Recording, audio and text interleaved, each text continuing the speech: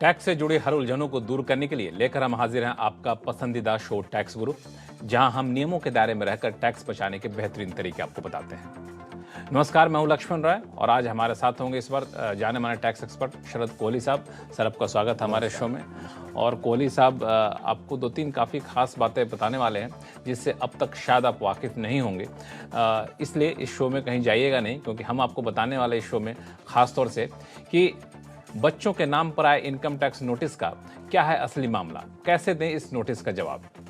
साथ ही ये भी बताएंगे कि EIS for tax payers app जो इनकम टैक्स विभाग ने जारी किया है वो आपके पास होना क्यों है ज़रूरी, और एजुकेशनल कारोबार के लिए GST फाइलिंग के क्या है नियम। इन सारे मुद्दों पे बातचीत करेंगे, लेकिन सबसे महत्वपूर्ण मुद्दा वो कि कई इनकम टैक्स पेयर्स या कहें सभी इनकम टैक्स पेयर्स के लिए काफ़ी आसान कर दिया इनकम टैक्स विभाग ने एक कदम उठा करके। वो कदम है कि EIS फॉर टैक्स पेयर्स करके एक ऐप इनकम टैक्स विभाग ने जारी किया है, इसको लॉन्च किया है। और जब शुरू में आया तो मुझे लगा कि पता नहीं ये ऐप, और जब हम कंप्यूटर पर देख ही लेते हैं EIS तो फिर ऐप पे क्यों जाए। लेकिन कोहली साहब से मेरी बातचीत हो रही थी तो कोहली साहब ने बताया कि नहीं, ये बड़े काम का चीज़ है और इसको आप मोबाइल पर रखेंगे तो बहुत अच्छा रहेगा। कोहली साहब ने अपने मोबाइल पर रख भी लिया है और मैं भी अपने मोबाइल पर डाउनलोड करने जा रहा हूँ। कोहली साहब, क्या अंतर दिखा आपको?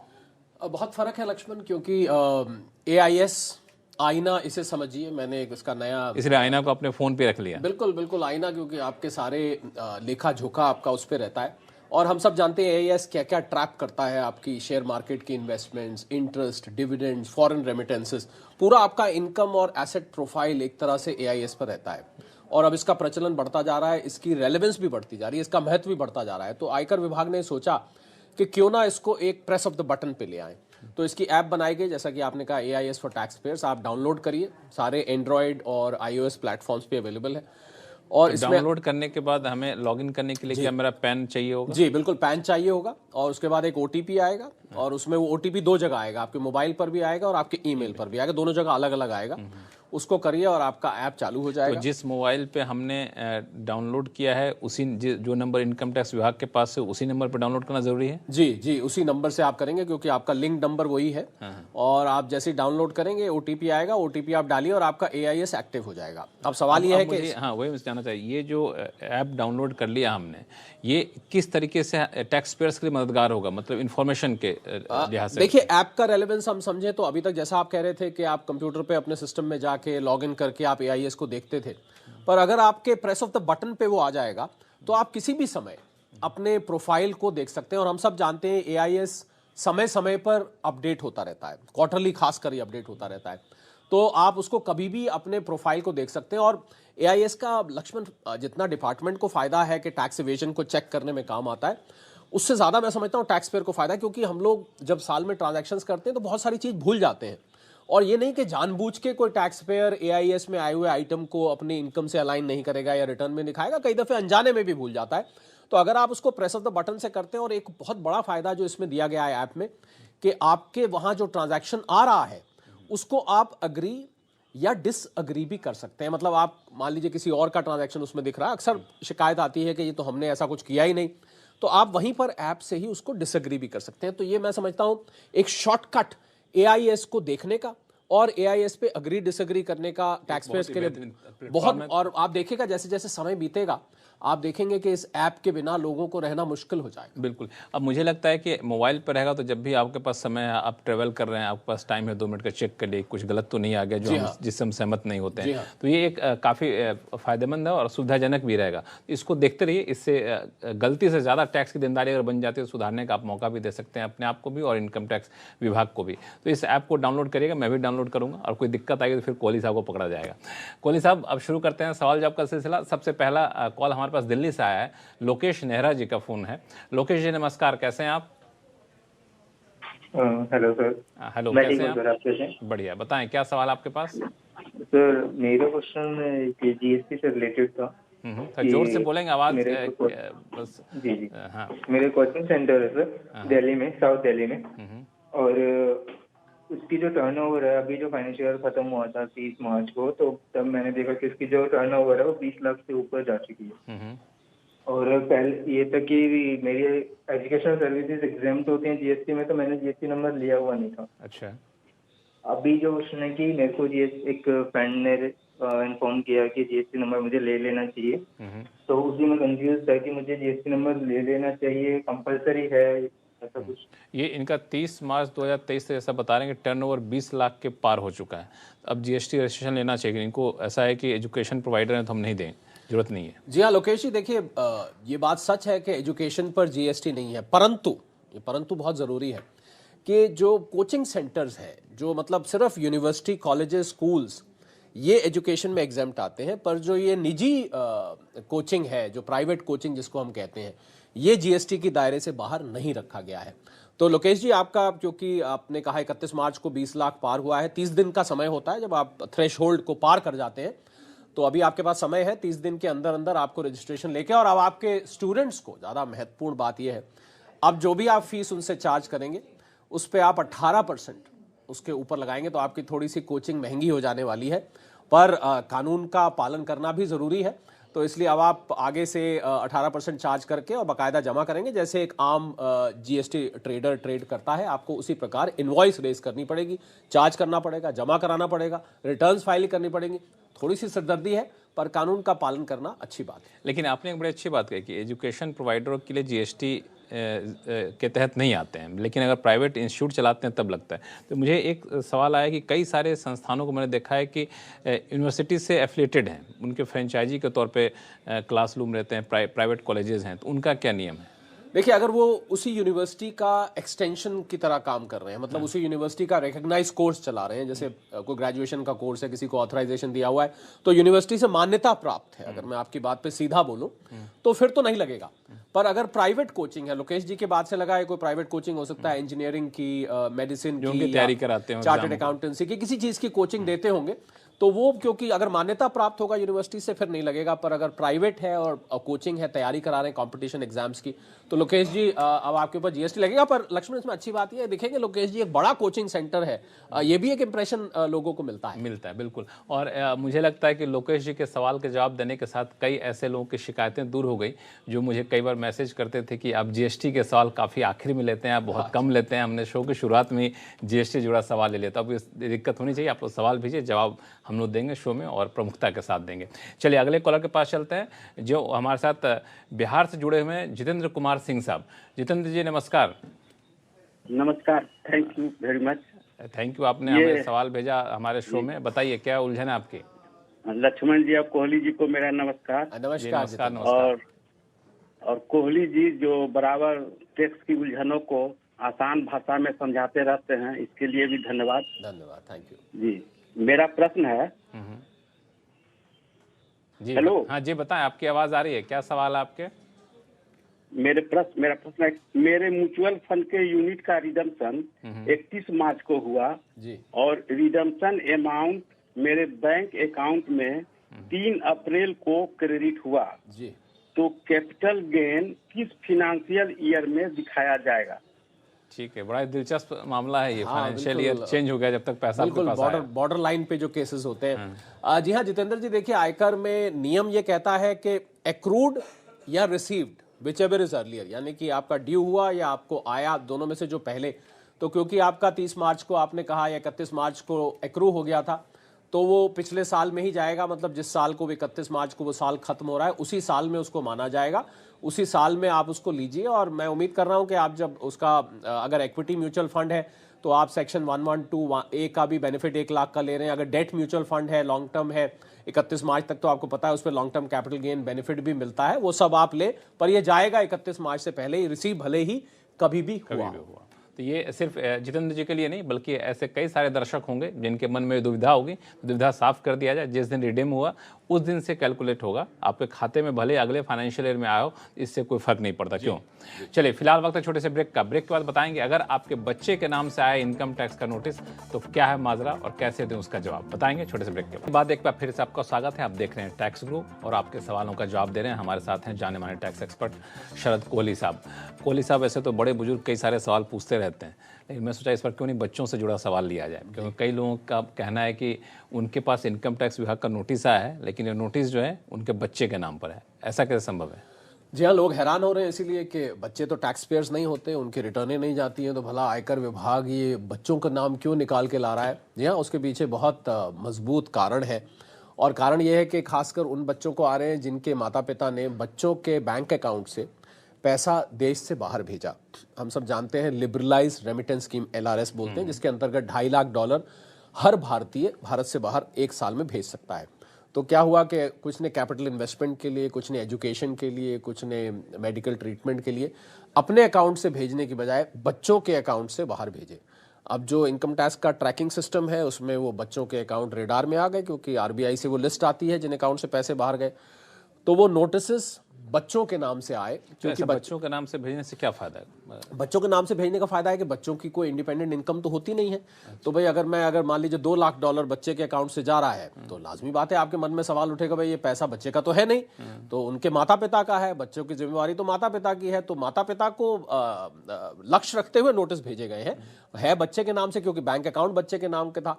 और मैं समझता हूं लक्ष्मण कि ये माता पिता को इस बात का ध्यान रखना चाहिए, क्योंकि सीधा उनके ऊपर ये बात आती है।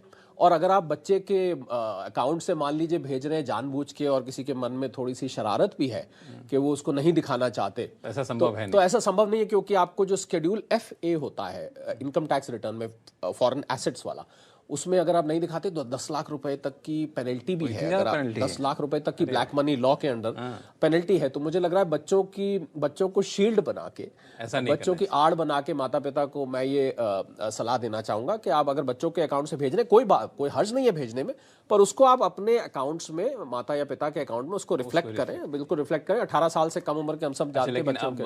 अब मान लिया नोटिस आ ही गया, जो गलती करनी थी कर दी, तब नोटिस का जवाब कैसे? अब नोटिस आ गया है तो साहब आपको ये बताना पड़ेगा कि बच्चों के अकाउंट से जो पैसा भेजा गया है वो असल में वो पैसा किसका, और ये भी मैं आपको बता रहा हूं कि AIS में रिफ्लेक्ट हो जाता है, जिसको मैं आईना इसे समझिए कहता हूं, एनुअल इन्फॉर्मेशन स्टेटमेंट, उसमें रिफ्लेक्ट हो जाता है। तो अब आपको उसके जवाबदेही के लिए तैयार रहना चाहिए। मान लीजिए जैसा मैंने कहा $2 लाख अगर भेजा है लक्ष्मण, तो $2 लाख का सोर्स क्या है, वो पैसा आपकी इनकम में से निकला है कि नहीं निकला है। मतलब अगर मैं आम आदमी की भाषा में कहूं तो पैसा वाइट का है कि नहीं, जैसे आम भाषा में कहा जाता है, तो उस पैसे को आपको एक्सप्लेन करना पड़ेगा, उसका सोर्स बताना पड़ेगा, किस पर्पस के लिए भेजा है। वो तो आपकी खैर रेमिटेंस स्टेटमेंट में ही आ जाएगा, पर पूरी तरह से जवाबदेही पेरेंट्स की बनती है। तो चलिए, अगर आप ऐसा करते हैं, बच्चों के अकाउंट से पैसा भेज रहे हैं, तो पहली बात इससे कोई आपको बेनिफिट नहीं मिलने वाला इनकम टैक्स विभाग का। अगर आपने भेज भी दिया तो आपको अपने रिटर्न में दिखाना होगा। और अब चूंकि नोटिस आ गया तो नोटिस का जवाब कैसे दें, कोहली साहब ने बता दिया। फिर भी कोई कंफ्यूजन हो तो आप हमें लिखिएगा, हम और कंफ्यूजन को विस्तार से दूर करेंगे। फिलहाल चलते हैं अगले कॉलर के पास, जो गाजियाबाद से है, हरीश जिंदल साहब। जिंदल साहब नमस्कार। नमस्ते साहब। बताएं सर, क्या सवाल आपके पास? सर मेरे क्वेश्चन जो है जी, ये सॉवरेन गोल्ड बॉन्ड से रिलेटेड है। ठीक है। मैंने कुछ sovereign gold bond stock exchange के थ्रू सेल किए हैं जी। तो मैं ये जानना चाह रहा हूँ कि इसका treatment as a debt instrument होगा या एज ए इक्विटी इंस्ट्रूमेंट होगा। चलिए जिंदल साहब, पहले तो आप अपने गले का ख्याल रखिए, मुझे लग रहा है आपको थोड़ी खांसी हो रही है, उसका ख्याल रखिए। जी, sovereign gold bonds debt instruments होता है, क्योंकि उसमें आपको इंडेक्सेशन बेनिफिट भी मिलता है। मैं आपको बता देता हूं कि 8 साल का होता है लक्ष्मण, हम जानते हैं। अगर आप इसको 8 साल बाद यानी कि मैच्योर होने पर रिडीम करेंगे तो आपको कैपिटल गेन नहीं लगेगा। पर अगर आप 5 साल बाद एक ऑप्शन दी जाती है सॉवरेन गोल्ड बॉन्ड इन्वेस्टर को कि आप उसमें से एग्जिट कर सकते हैं, अगर आप 5 साल बाद करेंगे तो फिर कैपिटल गेन लगेगा, पर इंडेक्सेशन का बेनिफिट आपको मिलेगा।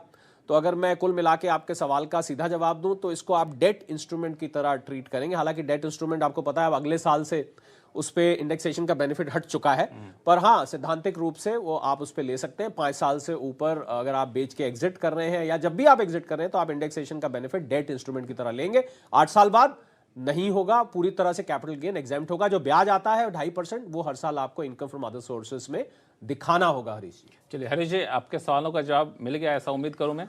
मैंने बॉन्ड मार्केट से खरीदे हैं और वो मैच्योरिटी तक मैं रखता हूँ जी, तो उस पर क्या कैपिटल गेन लगेगा या नहीं लगेगा? जी नहीं, अगर आप मैच्योरिटी तक हरीश जी रखते हैं तो उस पर नहीं लगेगा। यही मैं आपको कहना चाह रहा था कि अगर आप मैच्योरिटी के बाद उसको एनकैश करेंगे तो आपके ऊपर कैपिटल गेन नहीं लगेगा। आपके लिए ये खुशखबरी है। ठीक है हरीश जी, दुविधा दूर हो गई। मैंने कहा चाहे वो इनिशियल अलॉटमेंट में गवर्नमेंट के थ्रू लिए हाँ हो, जी, उससे फर्क नहीं चाहे मार्केट से परचेज किए हो। जी जी जी, उससे फर्क नहीं पड़ता। अगर मैच्योरिटी आपके हाथ में होती है तो नहीं लगेगा। हरीश जी लगता है बहुत रिसर्च किए हुए जी, बिल्कुल, बिल्कुल। वो पूरी तरह से निश्चिंत होना चाहते हैं। पूरी तरह से निश्चिंत होना चाहते हैं। उम्मीद करता हूं कि कोहली साहब का जो जवाब है आपको पूरी तरह संतुष्ट कर दिया होगा। फिर भी कोई कन्फ्यूजन हो तो आप हमसे संपर्क करिएगा। चलते हैं अब जयपुर, जहां से गोविंद सिंह गहलोत साहब का सवाल आया है। इन्होंने दरअसल ईमेल भेजा है और ईमेल में ये कहना चाहते हैं कि इनकी 2 बेटियां हैं और दोनों बेटियां यूएस सिटीजन हैं और ये पेरेंट्स अपना जाते रहते हैं यूएस बार बार। यूएस जाने के लिए करीब 6 महीने की फॉरेन ट्रेवल इंश्योरेंस लेते हैं और जिसका कुल खर्च इनको 50,000 रुपये बनता है। और सीनियर सिटीजन के लिए खर्च 80C में शामिल है या इनकम टैक्स एक्ट 61 में इसके लिए अलग प्रावधान, ये जानना चाहते हैं। बदकिस्मती से लक्ष्मण, ट्रैवल इंश्योरेंस के लिए कहीं कोई ऐसा सेक्शन नहीं दिया हुआ है। तो बेटियां हैं दोनों, उनके लिए ट्रैवल करिए, आप जरूर जाइए उनसे मिलने। पर ट्रैवल इंश्योरेंस को कहीं आप आयकर में, इनकम टैक्स में उसका डिडक्शन नहीं ले सकते। हाँ, बेटियां आपके अगर टिकट आपको भेज देती हैं तो वो एक तरह से गिफ्ट माना जाएगा। इंश्योरेंस वो पे कर देती हैं तो गिफ्ट माना जाएगा। पर आपने अगर खर्च किया है ट्रैवल इंश्योरेंस पे तो उसमें कहीं वो आयकर में डिडक्शन उसमें नहीं मिला। तो सेक्शन 80C का जिक्र क्यों कर रहे हैं? कुछ कंफ्यूजन है? 80C उनको लगता है कि इंश्योरेंस, क्योंकि इंश्योरेंस आता है 80C की लिस्ट में, तो वो लाइफ इंश्योरेंस होता है। मैं इनको बताना चाहूंगा उसमें ये ट्रैवल इंश्योरेंस नहीं कवर होता है। तो बिल्कुल इसमें साफ हो जाइए कि इंश्योरेंस जो लेते हैं आप, उसका कोई यहाँ पे इनकम टैक्स में छूट आपको नहीं मिलेगा। और फिलहाल वक्त है छोटे से ब्रेक का। ब्रेक के बाद टैक्स से जुड़ी और भी उलझनों को दूर करें, कहीं जाइएगा नहीं। ब्रेक के बाद एक बार फिर से आपका स्वागत है। आप देख रहे हैं टैक्स गुरु और अगला सवाल लेते हैं आगरा से, जो कि सौरभ जैन साहब का आया है। इन्होंने ईमेल भेजा है और दरअसल ये एक ऐसा सवाल पूछ रहे हैं जो कई लोग इस तरह के तरीके अपनाते हैं। वो है दरअसल पीपीएफ अकाउंट को लेकर के। एक पीपीएफ अकाउंट पोस्ट ऑफिस में है और ये जानना चाहते हैं कि एक पीपीएफ अकाउंट अगर बैंक में खुलवा लिया जाए और दोनों में पैसा जमा कराया जाए तो क्या हम दोनों का फायदा उठा सकते कि नहीं उठा सकते? मोटे तौर पे ये जानना चाह रहे हैं। तो ऐसा होता है क्या? लक्ष्मण, पहले हुआ करता था। जब सारा मैनुअल रिकॉर्ड होता था, लोग एक बैंक में खुलवा लिया, बल्कि 1-2 बैंकों में खुलवा लिया, 2 पोस्ट ऑफिस में खुलवा लिया। तो क्योंकि मैनुअल था तो सरकारी एजेंसीज के लिए भी बहुत मुश्किल होता था ट्रैक करना कि भाई इनका कितनी जगह अकाउंट है। पर अब क्योंकि ये सारा डिजिटल इकोनॉमी का एक और लाभ है, अब जैसे ही आप दूसरा अकाउंट खुलवाएंगे, खुलवा सकते हैं आप अकाउंट, चाहे आप 3 खुलवा लीजिए, पर उसमें 1.5 लाख रुपए प्रति वर्ष से ज्यादा आप नहीं जमा करा सकते हैं। इस बात का ध्यान रखिएगा। अब वो अगर कोई कराता है तो सिस्टम अपने आप बता देता है और वो ट्रैक करके आपका हाथ रोक दिया जाता है दूसरी जगह जहां फालतू जमा करा रहे हैं, या आपको उस पर ब्याज नहीं दिया जाता है। ऐसा हो जाता है कि फिर उस पर 1.5 लाख से ऊपर आपको ब्याज नहीं मिलेगा।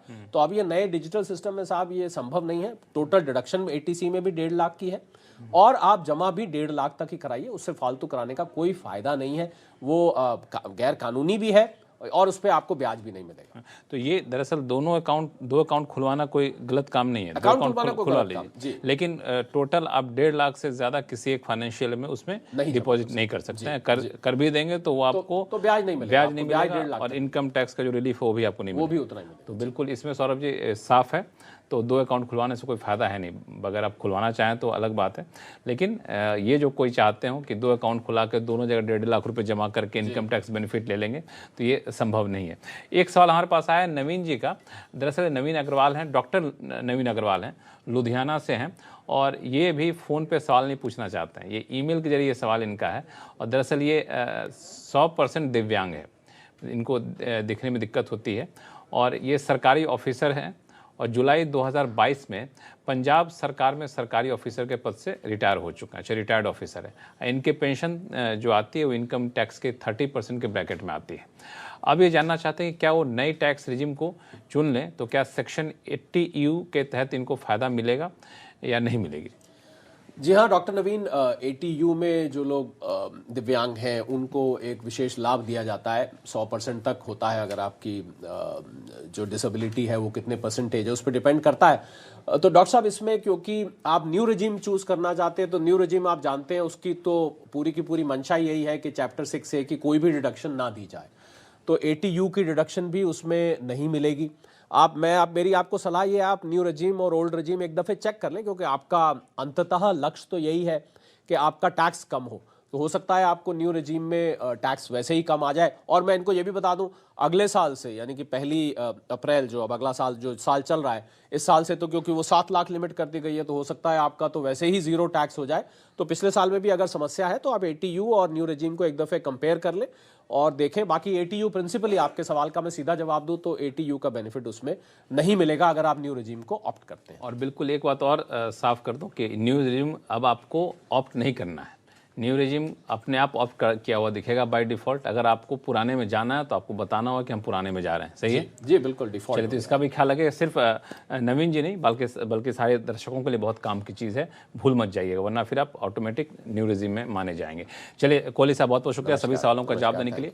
आपके पास कोई भी सवाल हो, चाहे इनकम टैक्स से जुड़ा हुआ हो या फिर GST से, आप हमें लिख भेजिए tax@moneycontrol.com पर। आप अपना सवाल जब भेजें तो अपना नाम और मोबाइल नंबर लिखना ना भूलें। देखते रहिए CNBC आवाज़। नमस्कार।